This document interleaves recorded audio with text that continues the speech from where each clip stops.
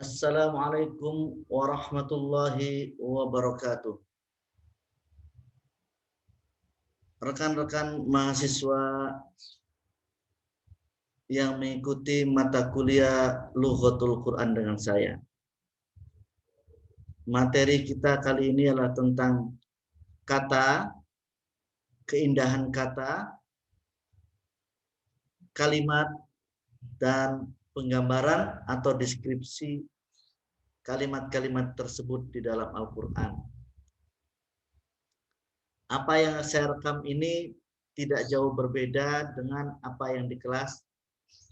Sengaja saya rekam untuk pemantapan agar mahasiswa kalau belum jelas ketika di kelas Zoom tadi bisa menonton ulang video ini. Dan yang kedua, di sela-sela saya menjelaskan materi ini ada penugasan atau ada tugas. Minimal setidaknya ada 4 atau 5 pertanyaan. Jadi mohon nanti untuk kalau pemirsa pada umumnya silakan menyimak, tapi untuk mahasiswa selain menyimak, nanti Anda kerjakan juga tugas yang saya sampaikan di sela-sela saya menjelaskan materi kali ini. Mari kita mulai dengan bacaan basmalah. Bismillahirrahmanirrahim.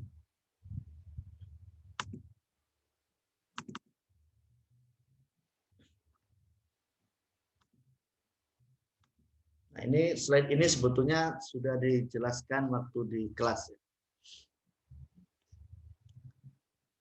Ini tentang kata atau kalimat, kata di dalam Al-Quran, kalimat di dalam Al-Quran, dan deskripsi di dalam Al-Quran.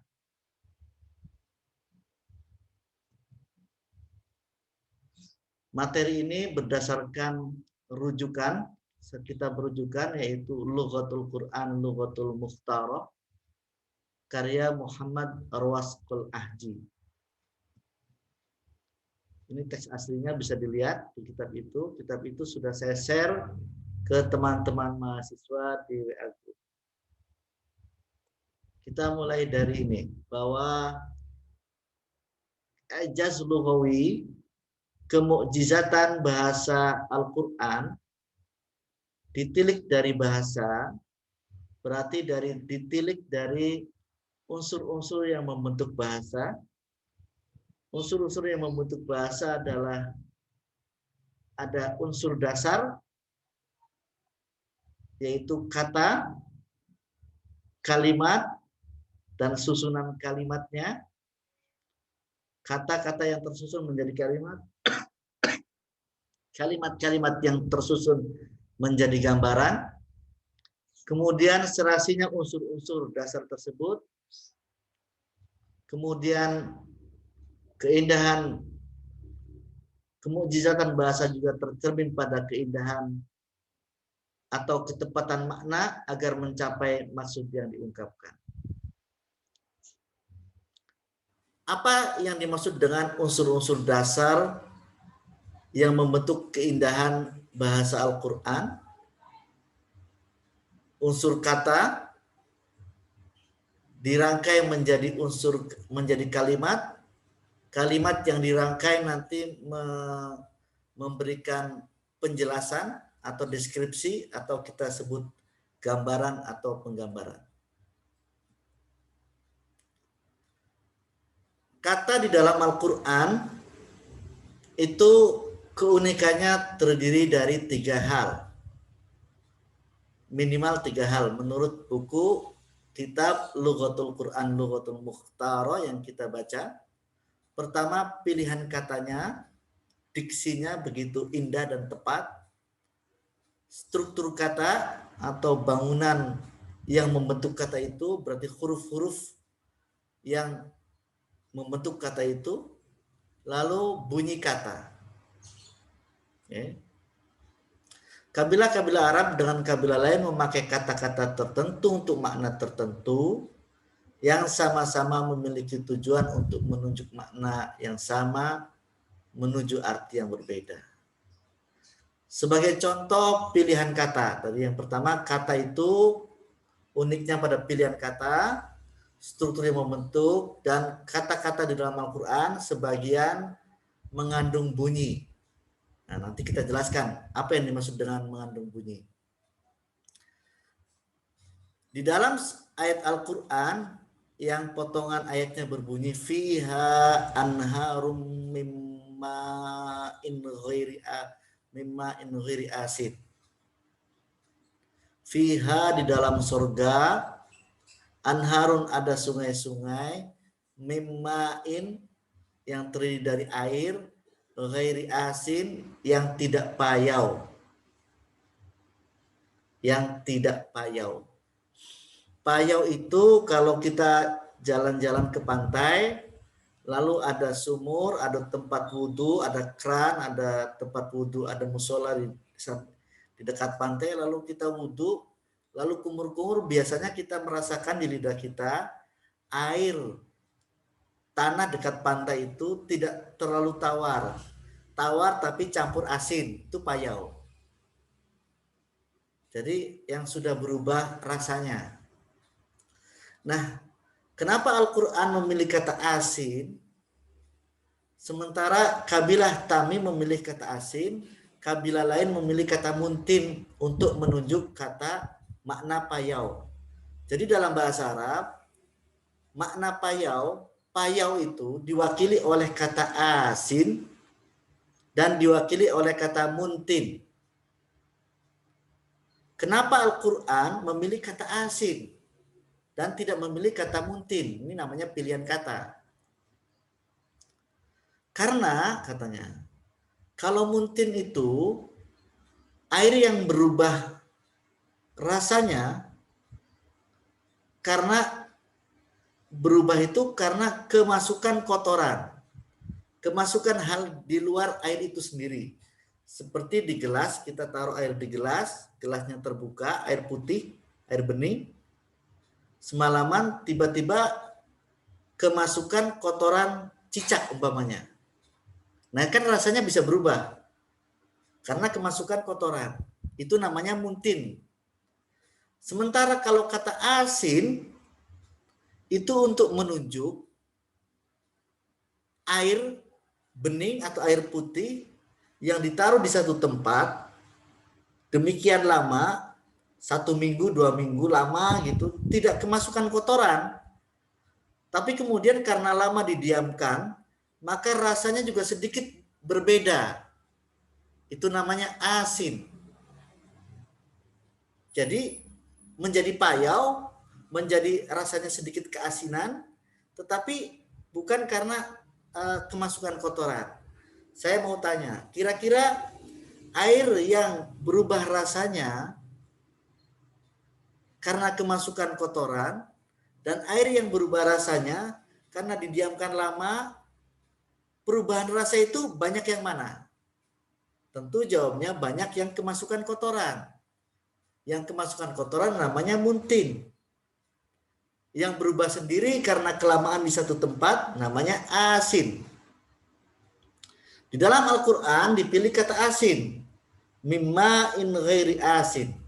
Dari air yang tidak payau. Artinya apa? Artinya pilihan asin ini berubah sedikit sekali. Karena kalau berubah rasanya banyak, bisa diduga karena kemasukan kotoran. Kayak kita baca lagi ayatnya, fiha di dalam surga, anharun ada sungai-sungai, mimmain yang isinya air, ghairi asin yang tidak payau sedikit pun. Kenapa makna sedikit pun itu muncul? Karena kata asin. Payau sedikit saja, itu asin itu berubah sedikit artinya. Coba kalau pakai min ghairi muntin, fiha anharum min ma'in ghairi muntin, maka artinya di dalam surga ada sungai-sungai yang airnya tidak payau. Tidak payaunya itu bisa tidak payaunya banyak gitu. Ini sedikit saja tidak, berarti apalagi banyak. Berarti sungai-sungai di surga airnya begitu jernih, begitu bening, airnya tidak berubah rasanya. Untuk menggambarkan itu, Al-Quran sangat tepat memilih kata asin daripada kata muntin. Karena apa? Karena kata asin adalah payahnya sedikit, sementara mungkin payahnya banyak. Jadi sedikit payah, sedikit berubah saja tidak di surga itu air sungainya. Nah, ini perlu diperhatikan. Apakah penjelasan saya ini bisa ditangkap oleh mahasiswa? Maka soal pertama adalah untuk menguji apakah mahasiswa menangkap penjelasan saya atau tidak. Maka soal pertama adalah soal pertama mohon dicatat. 1. Kenapa di dalam Al-Quran, di Quran surat Muhammad ayat 15, Allah menggunakan kata asin dan tidak menggunakan kata muntin. Kenapa di dalam fiha anharu mimma in ghairi asin Allah menggunakan kata asin dan tidak menggunakan kata muntin? Itu pertanyaan pertama.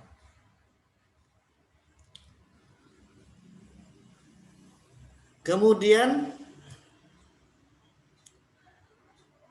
contoh lain adalah kata asatir. Contoh lain untuk menjelaskan bahwa di dalam Al-Quran itu pilihan katanya tepat sekali. In hadza illa asatirul awwalin. Ini ada di Al-An'am ayat 25. Orang-orang kafir Quraisy mengatakan bahwa Al-Quran itu adalah cerita-cerita bohong orang-orang terdahulu. Untuk menunjuk makna cerita-cerita di dalam Al-Quran, sebetulnya di dalam bahasa Arab sebetulnya bisa digunakan kata asatir, bisa digunakan kata kalam. Kabilah Jurhum menggunakan kata asatir, kabilah lain menggunakan kata kalam. Kenapa tidak digunakan in hadza illa kalamul awwalin?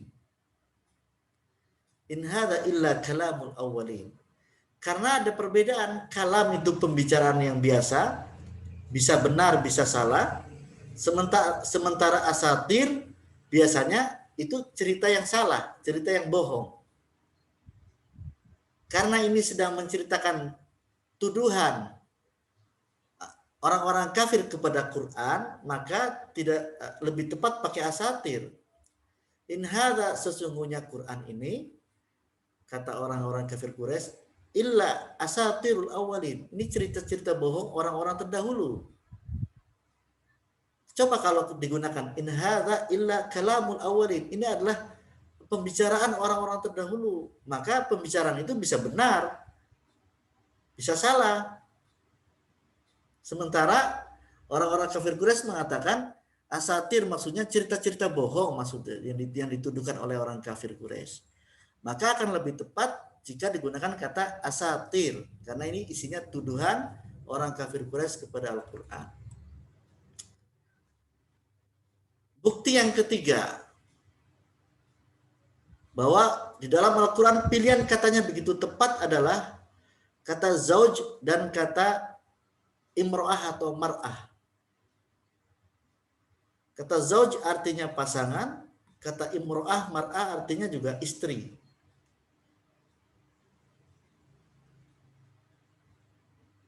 Tetapi di dalam Al-Quran kata zauj untuk menyebut seseorang pasangannya apabila ada kesesuaian karakter, sifat, menyempurnakan pasangannya. Jadi antara suami dan istrinya itu serasi. Biasanya dikatakan kata zauj. Bukan kata imro'ah atau bukan kata mar'ah. Padahal imro'atu fulan ya artinya istrinya fulan. Zauju fulan ya artinya istrinya fulan, sebetulnya sama saja.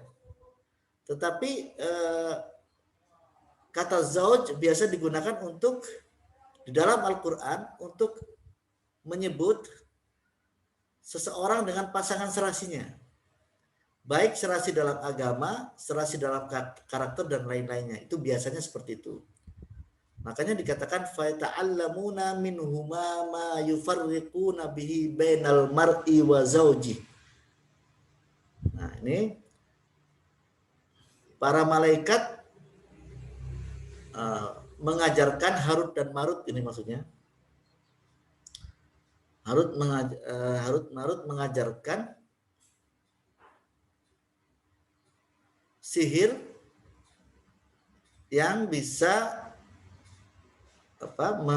memisahkan seseorang dari pasangan serasinya. Zaujun Nabi, azwajun Nabi, maka pasangan serasi maksudnya. Tapi jika Al-Quran menggunakan kata mar'ah atau imro'ah, maka itu maksudnya tidak ada keserasian di dalam agama, di dalam karakter dan yang lainnya. Biasanya begitu, biasanya ya. Ini soal kebiasaan saja, soal banyaknya begitu. Kalau ada satu ayat tidak begitu, itu tidak termasuk yang ini berarti. Imra'atu wa daraballahu mathalan lil ladzina kafaru imra'atan Nuh wa imra'atan Nuh. Dan Allah memberi contoh kepada orang-orang kafir tentang istrinya Nabi Nuh dan istrinya Nabi Lut. Pakainya imro'ah, bukan zauj. Karena ternyata istrinya Nabi Nuh, walaupun Nuhnya Nabi dan beriman kepada Allah, istrinya tidak, ingkar kepada Allah. Begitu juga imro'atul Lut. Jadi istrinya Nuh itu diceritakan bahwa ikut kaumnya Nabi Nuh, ya, yang akhirnya ikut tenggelam itu. Kemudian imro'atul Lut, istrinya Nabi Lut, diceritakan juga ikut kaumnya Nabi Lut yang membolehkan sodomi, membolehkan laki-laki sama laki-laki. Nah, istrinya Nabi Lut itu bersekongkol dengan kaumnya justru. Kalau dicerita nabi-nabi itu. Makanya bukan pakai zauj. Walaupun Nuhnya istri, walaupun Nuhnya nabi, walaupun Lutnya nabi, tapi istrinya karena ingkar kepada Allah, maka dianggap kafir. Karena Nuhnya beriman, istrinya tidak, maka pakainya imro'ah, tidak zauj. Karena Lutnya beriman, istrinya tidak, maka pakainya imro'ah. Nah, begitulah detailnya Al-Quran. Untuk menunjuk pasangan yang serasi, agama dan lain-lainnya disebut zauj. Untuk menunjuk pasangan yang tidak serasi, istrinya disebut imro'ah.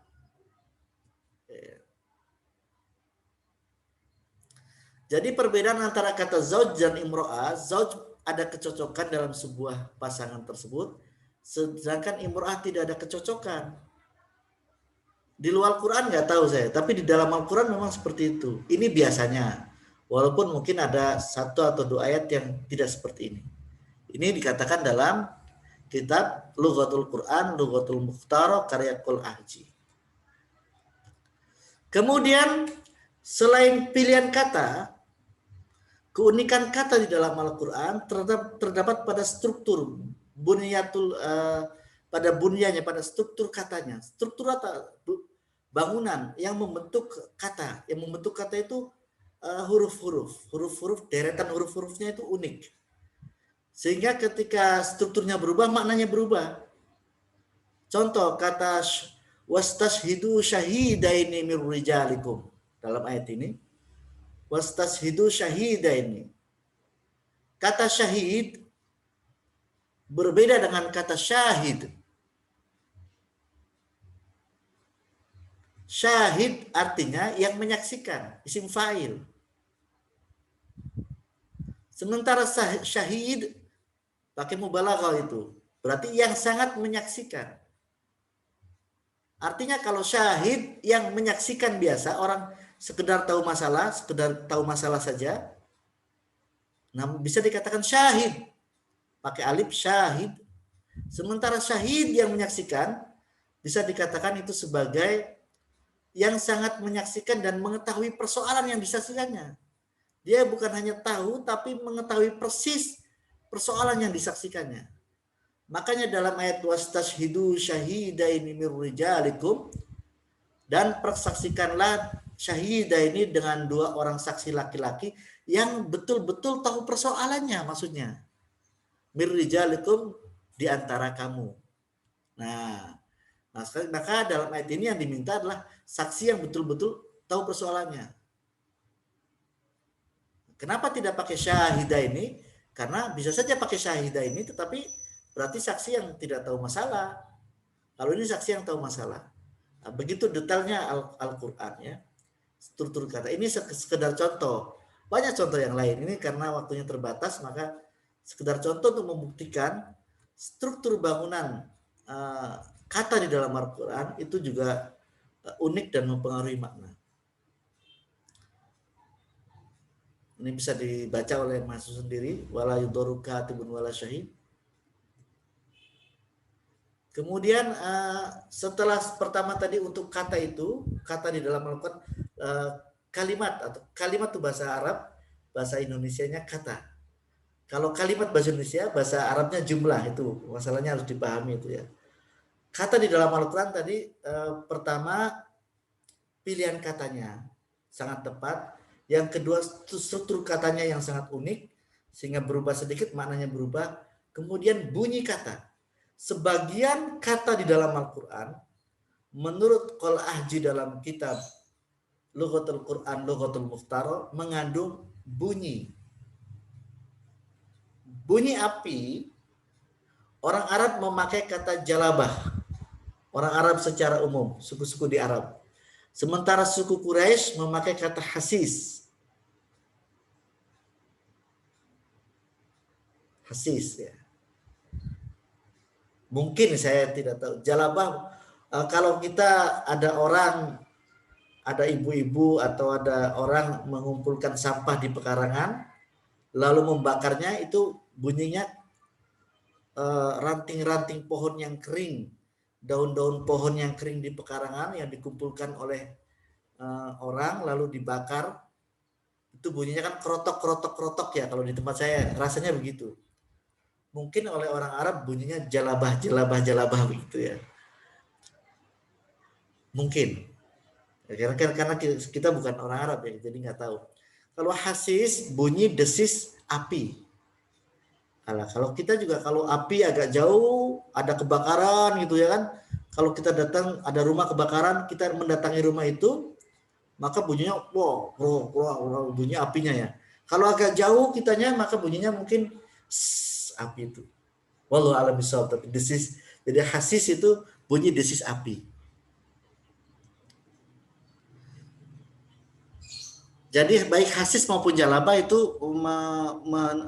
mengisyaratkan bunyi mengisyaratkan maknanya. Mungkin kalau jalabah itu makna api yang sudah dekat bagi pendengarnya, kalau hasis bunyi desis api yang sudah jauh.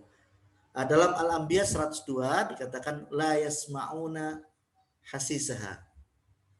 Mereka tidak mendengar, mereka tuh bisa dicek ahli surga tidak mendengar bunyi desisnya api neraka.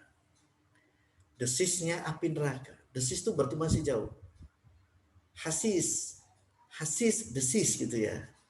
Jadi bunyinya situ mengisyaratkan maknanya.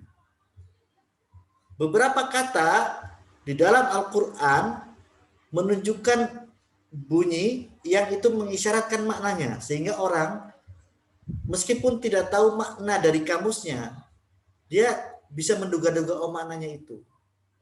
Dan itu banyak contohnya ya. Banyak contohnya sebetulnya.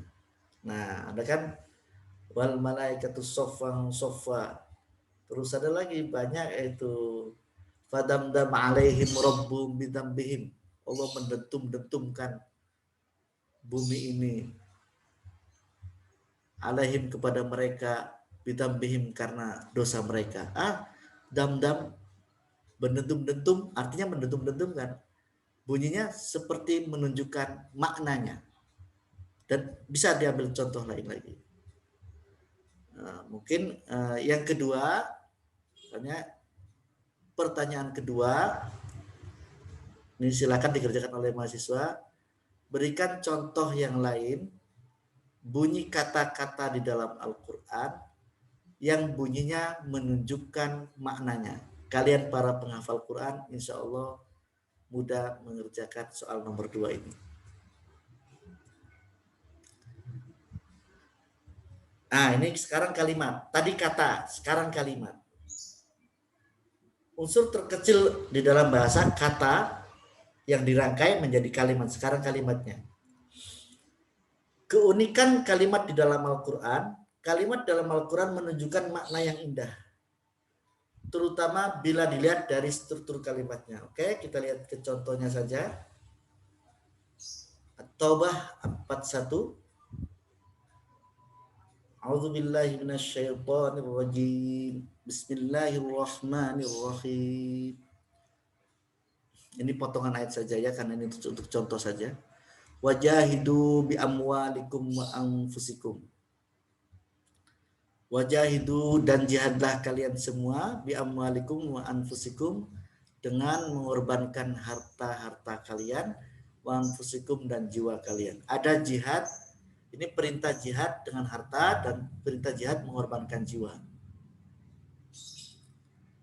Sekarang Anda cek di dalam fikih.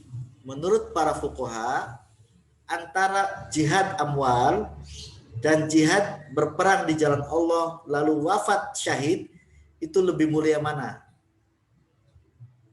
Para ahli fikih mengatakan lebih mulia jihad mengorbankan jiwa. Itu langsung pahalanya adalah balasannya masuk surga bi ghairi hisab. Yang berperang di jalan Allah lalu wafat, bukan jadi teroris, bukan ya. Kalau jadi teroris itu konyol. Ini memang ada peperangan membela agama Allah, lalu seperti Khalid bin Walid umumnya, itu kan mengorbankan jiwanya, wafat di medan tempur, itu lebih mulia dari sekedar menyedekahkan harta untuk atau sekedar jihad amwal. Berjihad dengan harta dan berjihad mengorbankan jiwa lebih mulia berjihad mengorbankan jiwa.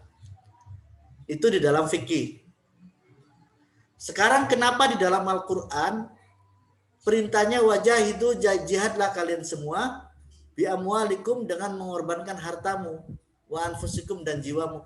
Kenapa harta disebutkan lebih dulu? Padahal lebih mulia jihad dengan anfus, dengan mengorbankan jiwa. Kenapa? Karena itu untuk menyindir. Untuk menyindir kita semua, karena seseorang kalau berjihad dengan harta saja tidak pernah, mengorbankan harta saja emoh, tidak mau, maka boro-boro berjihad dengan jiwa. Karena itu perintahnya ke harta dulu. Walaupun mulia jiwa dulu. Nah, itu hebatnya Al-Quran. Tahu bahwa kita semua ini kalau mengorbankan harta saja susah, apalagi mengorbankan jiwa. Karena itu perintahnya jiwa dulu. Nah, harta dulu ya, pada harta dulu.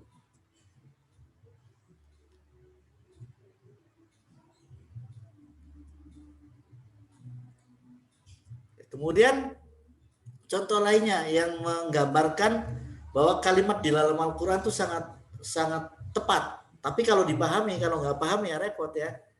Contoh lainnya adalah surah Al-Imran ayat 97. Walillahi 'alan nas hijjul baiti man istata'a ilaihi sabila.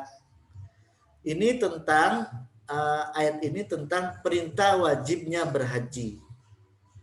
Khususnya bagi orang-orang yang telah mampu untuk berhaji. Tapi redaksinya pakai walillah, dan bagi Allah lah. Kenapa tidak idhabu ila baitillah atau hajju ila baitillah? Kenapa tidak berhajilah kalian ya ayuhan nas? Wahai manusia, berhajilah ke Baitullah. Kenapa tidak begitu? Kan kalau perintah salat begitu, aqimus shalat wa atuz zakata, dirikanlah salat, tunaikanlah zakat. Kenapa tidak idhabu ila baitillah? Kenapa tidak begitu? Kenapa walillah? Kenapa pakai dibilang walillahi dan karena Allah lah, atau walillahi dan karena Allah lah? Itu karena walillahi ini karena yang ditekankan dalam ayat ini, kalau pergi berhaji itu betul-betul harus karena Allah. Walillahi dan karena Allah, karena mengikuti perintah Allah, mencari ridho Allah, niat beribadah pada Allah saja. Jangan pada yang lain-lain. Kenapa? Karena 14 atau 15 abad yang lalu ketika diturunkan, itu Allah sudah tahu bahwa untuk ibadah haji ini kadang-kadang di masyarakat kita dan masyarakat muslim itu tujuannya bukan hanya untuk ibadah kepada Allah, tapi untuk yang lain-lain, untuk status sosial, demi dikatakan sebagai Pak Haji atau Bu Haji, atau untuk yang lain-lain pokoknya, untuk rekreasi, untuk tur, niatnya untuk jalan-jalan saja, kebetulan lagi punya duit, lagi sekalian haji gitu ya. Orang kaya-kaya kan jalan-jalan tiap tahun, nah sekalian sekarang jalan-jalannya ke haji gitu ya. Itu nggak begitu, karena Allah tahu dari dulu haji ini ibadah kadang-kadang diniatkan yang lain-lain, karena itu Allah tahu, karena Allah tahu maka walillah, haji itu hanya untuk Allah saja. Nah, luar biasa kan? Alan nas, wajib bagi setiap manusia hajjul bait, pergi haji ke Baitullah. Lalu ditegaskan man istata'a ilaihi sabila. Tapi karena ada yang belum mampu, maka yang mampu saja yang wajib. Ini begitu dahsyat susunannya ya. Sebelum pindah ke yang lain, pertanyaan ketiga bagi mahasiswa adalah mohon dijelaskan kenapa di dalam Al-Quran, nomor 3 nih, kenapa di dalam Al-Quran jihad amwal, wajahidu bi amwalikum wa anfusikum, ayat ini lebih didahulukan daripada jihad nafas. Wajahidu, berjihadlah kalian semua dengan harta kalian dan jiwa kalian. Padahal di dalam fikih dikatakan lebih utama jihad nafas daripada jihad amwal. Tuh, silakan dijawab. Itu pertanyaan nomor 3. Sekarang tadi kata sudah, kalimat sudah, sekarang gambaran. Penggambarannya maksudnya. Deskripsinya. Kata tersusun menjadi kalimat. Kalimat tersusun menjadi penjelasan atau deskripsi atau gambaran. Penggambaran di dalam Al-Quran begitu mengena sehingga bisa mudah dipahami. Bahkan walaupun Quran itu hanya rentetan kata-kata, rangkaian kalimat-kalimat, tetapi orang yang membaca Quran mendapatkan penggambaran di dalam pikirannya, mendapatkan deskripsi, mendapatkan penjelasan begitu jelas sehingga kadang-kadang seolah-olah menonton apa yang dijelaskan dalam Al-Quran.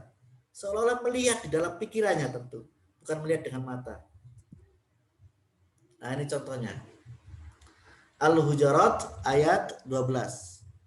Wala yaghtab ba'dukum ba'dha ayuhibbu ahadukum ayyakula lahma akhihi maitan fakarihtumu. Saya ulangi.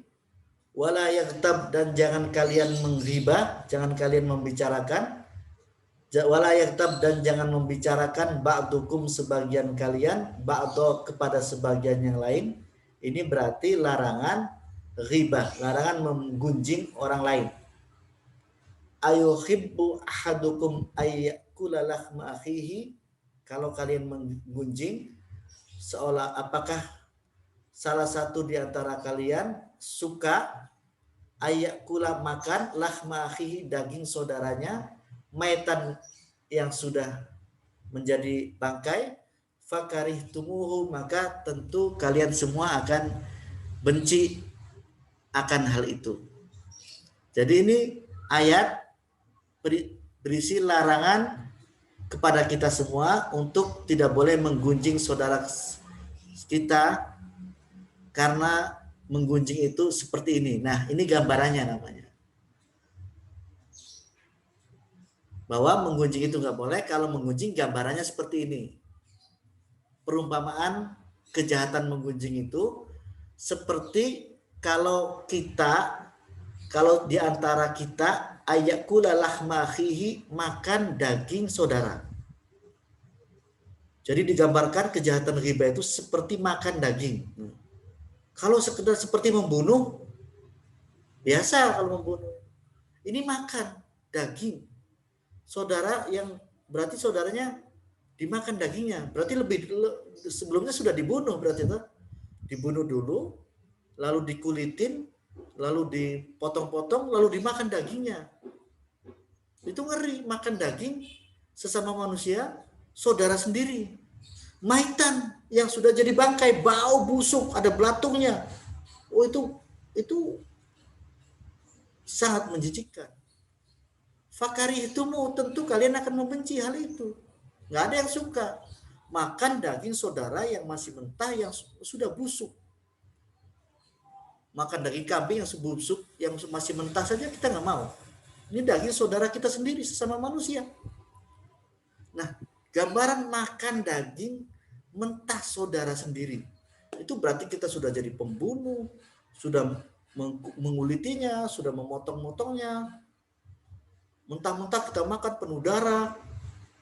Maitan sudah jadi busuk, jadi bangkai, ada belatungnya. Wah, ngeri sekali gambarannya. Nah, inilah betapa Al-Quran memberi gambaran busuknya orang yang menggunjing. Menjijikannya perbuatan menggunjing seperti makan daging saudara yang masih mentah, yang sudah busuk. Oh, itu sangat mengerikan. Nah, ini walaupun berupa kata-kata, tapi kengerian, kejijikan, menjijikannya makan daging saudara itu sangat tergambar dalam kalimat-kalimat di dalam Al-Hujarat ayat 12 ini. Itu yang disebut dengan gambarannya sangat sangat tepat dan sangat dirasakan oleh yang membaca atau menyimak Al-Quran.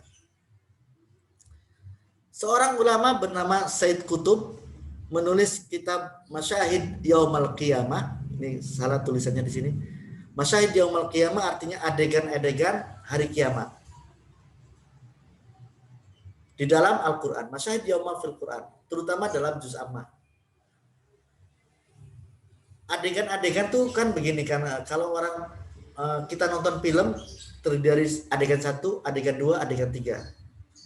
Nah, menurut Said Qutb, saking kuatnya penggambaran di dalam Al-Quran, walaupun Al-Quran hanya berupa kata-kata, hanya berupa rangkaian kalimat-kalimat, tetapi saking jelasnya penggambaran itu, sang pembaca Al-Quran, sang penyimak Al-Quran merasakan seperti menyaksikan. Makanya namanya masyahid. Jama dari masyhad, masyhad, yang disaksikan, seperti menyaksikan adegan-adegan. Jadi hari kiamat itu menurut Said Qutb itu digambarkan oleh Allah dalam Al-Quran, terutama di surah-surah pendek di juz Ammah, itu sangat jelas, sehingga begitu jelasnya sehingga kengeriannya itu terasa seperti kita nonton di dalam pikiran kita. Tapi dicontohkan di sini 1-2 ayat yang dijelaskan oleh Said Qutb di dalam kitab Masyahid Yaumal Qiyamah ini.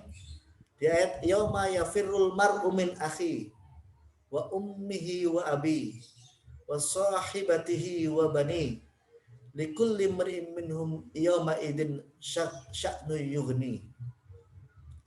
Yauma, di hari itu, hari kiamat itu, yauma yafirrul mar'u, seseorang akan lari dari saudaranya, lari dari ibunya dan bapaknya, lari dari temannya dan anaknya. Coba lihat. Anda pernah nonton video tsunami Aceh? Pernah nonton film Kiamat? Kiamat 2012? Itu kan penuh kengerian.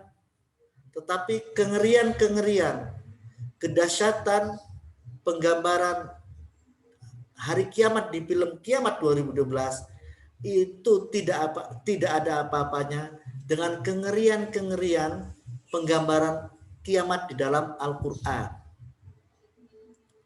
Kalau di tsunami Aceh 2000, di video tsunami Aceh atau di rekaman-rekaman gempa atau tsunami di tempat-tempat lain, biasanya setelah selesai lalu seseorang mencari saudaranya, ibu mencari anaknya, anak mencari bapaknya, selalu begitu. Mencari temannya, mencari kerabatnya yang hilang, entah kena ombak atau kena gempa. Tapi nanti ketika kiamat terjadi, di dalam Al-Quran dikatakan, yauma yafirul mar'u min akhi. Seseorang akan lari dari saudaranya, nggak nyari lagi. Semua lari masing-masing. Wa ummihi wa abi. Tidak ingat lagi bapaknya siapa, ibunya siapa, nggak pernah dicari lagi, sudah lari masing-masing. Wa sahibatihi wa bani. Tidak ingat temannya, tidak ingat saudaranya, tidak ingat anaknya, pokoknya lari semua. Lari menyelamatkan sendiri-sendiri dan tidak ingat akan saudara dan teman-temannya.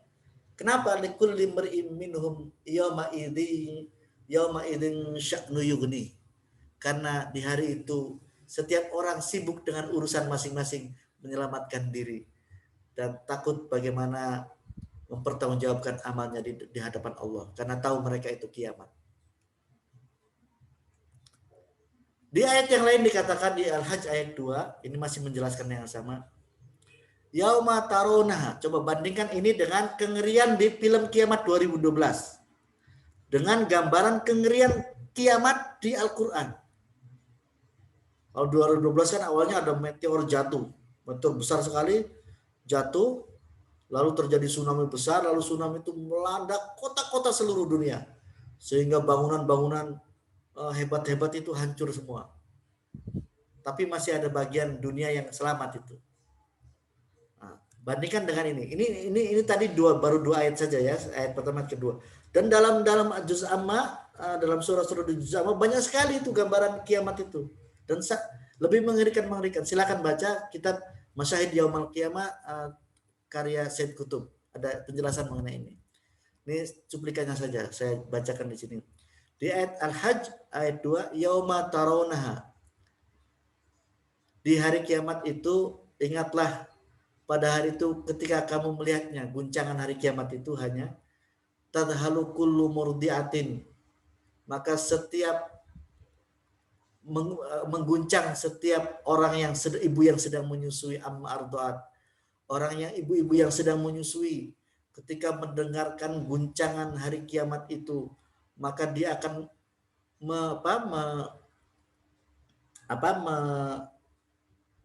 melepas anak yang sedang disusuinya.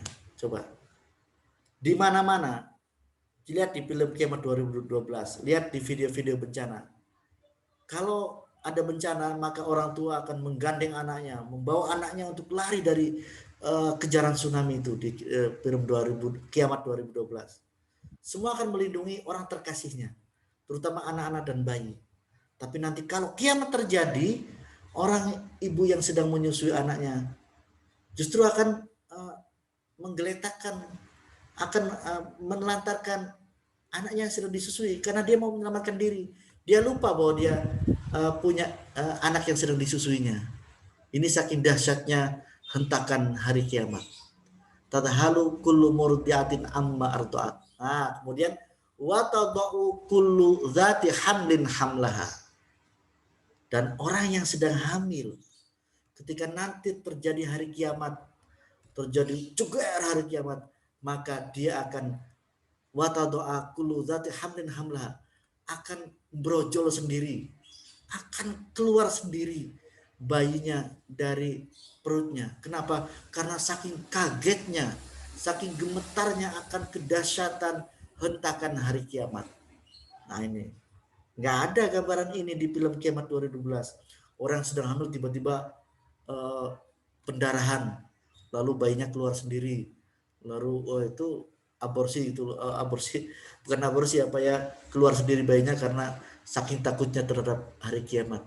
Wa taron nasa sukara wa mahum bisukara, dan kamu melihat di hari itu manusia seperti limbung, wa mahum bisukara, padahal mereka tidak mabuk, walakin adzaballahi syadid, tetapi karena adab Allah di hari kiamat itu syadid, sangat berat. Nah, ini cuplikan penggambaran kedahsyatan hari kiamat di dalam Al-Quran. Ini yang disebut dengan kekuatan penggambaran di dalam Al-Quran, walaupun berupa hanya kata-kata, hanya kalimat-kalimat, tetapi penggambarannya begitu dahsyat. Demikian tadi baru soal ke berapa ya, sudah 3 tadi. Sekarang soal keempat untuk mahasiswa. Silakan untuk tadi kalimat sudah ya, sekarang keempat yang penggambaran soalnya adalah Anda jelaskan kekuatan penggambaran di dalam Al-Quran dalam, silakan pilih ayat Al-Hajj 12 atau ini yang ayat yauma yafirul mar'i min akhi wa ummihi wa abihi sampai ayat 37. Silakan jelaskan sendiri kekuatan penggambaran kengerian hari kiamat baik di Al-Hujurat 12 maupun di ayat yauma yafirul mar'u min akhihi sampai sampai likulli imri'in minhum yawma idzin sya'nu yughni. Silakan. Demikian pada mahasiswa semoga bisa dipahami, dan kepada pemirsa semua, Allah alam bisawab. Mohon maaf kalau ada kekurangan, kalau ada kelebihan hanya dari Allah. Assalamualaikum warahmatullahi wabarakatuh.